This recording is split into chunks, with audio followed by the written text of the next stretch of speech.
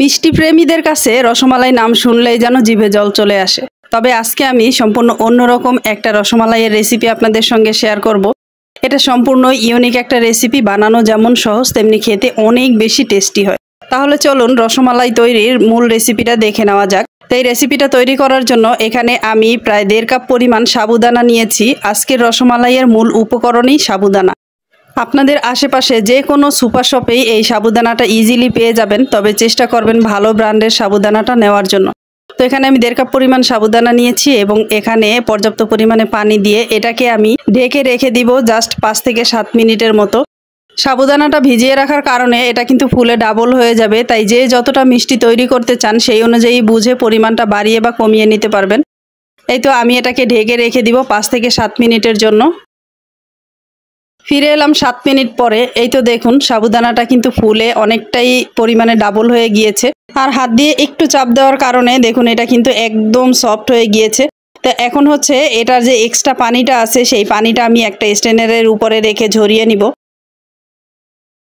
এই তো পানি ঝরিয়ে নিয়ে আসলাম। এবারে হচ্ছে এই সাবুদানাকে একটা সার্ভিং ডিশের মধ্যে নিয়ে এর সঙ্গে সামান্য একটু লবণ আমি দিয়ে নিচ্ছি। লবণটা দিয়ে হাতের সাহায্যে একদম সুন্দর মতো এটাকে মাখিয়ে নিব। এখানে কিন্তু শুধু লবণ দিয়েই সাবুদানাটা মাখতে হবে, এখানে কোনোভাবেই চিনি অ্যাড করা যাবে না। চিনি দিলে কিন্তু চিনি থেকে পানি ছেড়ে দেবে আর তখন হচ্ছে সাবুদানাটা কোনো শেপই দেওয়া যাবে না। তাই হচ্ছে শুধু লবণ দিয়ে আমি একদম ভালোভাবে সাবুদানাটা মেখে নিচ্ছি। এটা অনেকটাই আঠালো, প্রথমে মাখতে একটু অসুবিধা হতে পারে, তবে একটু হাতে সময় নিয়ে সুন্দরভাবে মাখিয়ে নেবেন। মাখানোর সময় সাবুদানাটা একদম মিহি হয়ে যাবে না, মানে এর ভিতরে একটা দানা দানা থাকবে, তো এতে কোনো সমস্যা নেই। আমি এই তো সুন্দরভাবে মাখিয়ে নিয়েছি। তারপরে এরকম একটা সরানো প্লেট নিয়েছি। তারপরে হাতে সামান্য ঘি অথবা তেল মাখিয়ে ছোট ছোট মিষ্টির শেপ আমি দিয়ে নিব। যেহেতু আমি রসমালাই তৈরি করব তাই একটু ছোট ছোট তৈরি করতে হবে। আর এটা হচ্ছে দুধের মধ্যে দেওয়ার পরে কিন্তু ফুলে অনেকটাই বড় হয়ে যাবে, তো সেই অনুযায়ী বুঝে ছোট ছোট আপনাদের পছন্দ অনুযায়ী শেপে আপনারা বানিয়ে নেবেন। সাবুদানায় আছে প্রচুর পরিমাণে কার্বোহাইড্রেট। যেসব বাচ্চারা একদমই ভাত খেতে চায় না তাদেরকে কিন্তু ভাতের বিকল্প হিসাবে সাবুদানা দিতে পারেন। এছাড়া বড়রাও ভাতের বিকল্প হিসাবে সাবুদানা খেতে পারেন। এছাড়া সাবুদানায় প্রচুর পরিমাণে কার্বোহাইড্রেট থাকার কারণে এটা খেলে আপনি সহজেই যেমন এনার্জি পাবেন, তেমনি যাদের কনস্টিপেশনের সমস্যা আছে তারাও কিন্তু খেলে উপকার পাবেন। এই তো সাবুদানা দিয়ে আমি সবগুলি মিষ্টি তৈরি করে নিয়েছি। এখানে 1.5 কাপ সাবুদানায় আমার প্রায় 30টার মতো ছোট ছোট মিষ্টি হয়েছে। সবগুলি মিষ্টি তৈরি করা হয়ে গেলে এখন ওটাকে এক সাইডে রেখে দিয়ে এবারে একটা প্যানের মাঝে আমি প্রায় 1/2 লিটার পরিমাণে লিকুইড গরুর দুধ নিয়েছি। এখানে আপনারা চাইলে গুঁড়ো দুধ দিয়েও রেসিপিটা করতে পারবেন। তো 1/2 লিটার দুধের সঙ্গে আমি 1/3 কাপ পরিমাণ চিনি অ্যাড করে দিয়েছি। আপনারা যতটা মিষ্টি খেতে চান সেই অনুযায়ী চিনির পরিমাণটা বাড়িয়ে বা কমিয়ে নিতে পারবেন।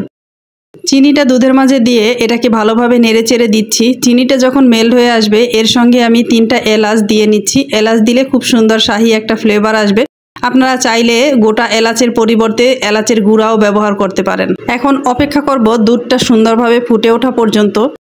এখানে দুধটাকে আগে থেকে জাল করে ঘন করার কোনো প্রয়োজনীয়তা নাই, কারণ দুধের মাঝে সাবুদানাটা দেওয়ার কারণে কিন্তু দুধটা অনেক বেশি ঘন এবং আঠালো হয়ে আসবে।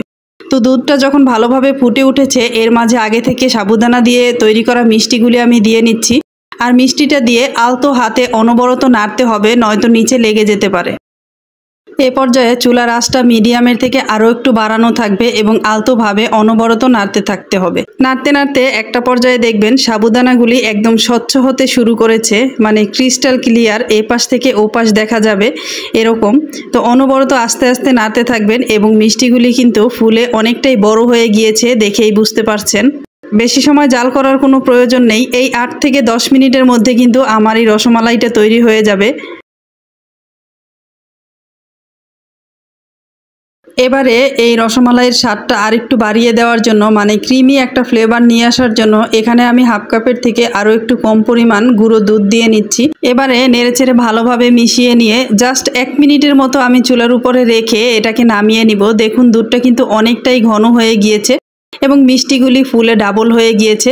এ পর্যায়ে আর জাল করার কোনো প্রয়োজন নাই। এখন আমি এটাকে নামিয়ে সার্ভ করেও দেখাচ্ছি। মাত্র 2 থেকে 3টা উপকরণে খুব সহজেই সাবুদানার একটা রসমালাই তৈরি হয়ে গেল। এটা কিন্তু গরম গরম আপনারা পরিবেশন করতে পারেন অথবা ঠান্ডা করেও পরিবেশন করতে পারেন। যে কোনো অকেশনে এরকম একটা আইটেম কিন্তু আপনারা রাখতে পারেন। আশা করি সবাই ভীষণ পছন্দ করবে। তো খুব সহজেই সিম্পল এবং ইউনিক একটা রেসিপি আমি আপনাদের সঙ্গে শেয়ার করার চেষ্টা করলাম। আপনাদের কেমন লেগেছে অবশ্যই কমেন্টসে জানাতে ভুলবেন না। এবং এরকম ইউনিক এবং সুন্দর সুন্দর রেসিপি পেতে চাইলে আমার চ্যানেলটা সাবস্ক্রাইব করে আমার পাশেই থেকে যেতে পারেন। এবং যারা অলরেডি সাবস্ক্রাইব করেছেন তাদেরকে অসংখ্য ধন্যবাদ জানিয়ে আজকের মতো এখানেই বিদায় নিচ্ছি। ধন্যবাদ।